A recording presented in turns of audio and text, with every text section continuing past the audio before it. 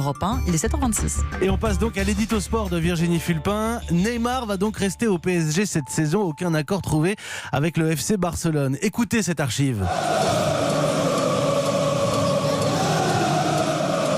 Les supporters du Paris Saint-Germain qui accueillaient la star Neymar, c'était au mois d'août 2017, ça paraît tellement loin.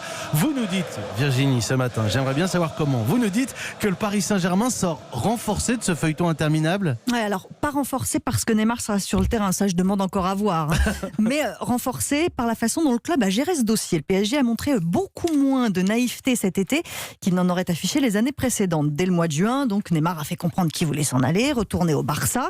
La réponse du président Nasser El Khelaifi: je veux des joueurs prêts à tout donner s'ils ne sont pas d'accord. Les portes sont ouvertes. Il ne s'attendait pas forcément à ça, Neymar. Personne n'est venu se mettre à genoux pour le supplier de rester. Et rien que ça montrait un changement de politique. Moi, j'étais prêt à le faire. À aucun moment, il y a eu de panique non plus au PSG. À mon avis, les dirigeants n'ont pas eu que des jours sereins, mais au moins, ça ne se voyait pas. Et le bluff, ça paie dans tous les jeux d'argent, au poker comme au mercato. Bon, le maître pour ça, le bluff, c'est Leonardo. C'est Leonardo. Encore une fois, je ne sais pas si Neymar va faire gagner le PSG, mais ce dont je suis persuadée, c'est que Leonardo fait gagner le Paris Saint-Germain en coulisses. Regardez-le, le directeur sportif. Il a manié le bâton avec Neymar pour lui montrer que personne n'était indispensable. Il sait aussi être souriant et rentrer dans l'arène, comme il l'a fait vendredi après le match à Metz, pour dire ce qu'il avait à dire. Il y a eu des négociations avec Barcelone. À aucun moment, on a obtenu ce qu'on voulait. Fin de l'histoire. Ça paraît simple comme ça. Il maîtrise la communication comme personne, Leonardo. Et pour un club qui veut se faire une place au soleil européen, ça compte. C'est moins visible qu'une victoire en Ligue des Champions, mais ça force le respect, enfin, quelqu'un qui va au bout de ses idées. C'est aussi une victoire contre le FC Barcelone. Ouais, la meilleure remontada des coulisses, si on peut dire. Le Barça s'est démené pour faire revenir Neymar.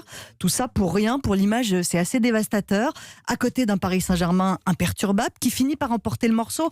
Alors maintenant, il reste du boulot, que Neymar redevienne un joueur de foot, que le vestiaire lui pardonne ses caprices de starlet et que les supporters l'acceptent à nouveau. Mais c'est pas mal aussi d'avoir un programme de rentrée. Merci Virginie Fulpin. On va voir ce que diront les supporters quand Neymar foulera la pelouse du Parc des Princes. Il faut les reconquérir. Il va être un peu chahuté au début, puis il suffit de marquer. Peut-être, on verra. Ça peut être long aussi.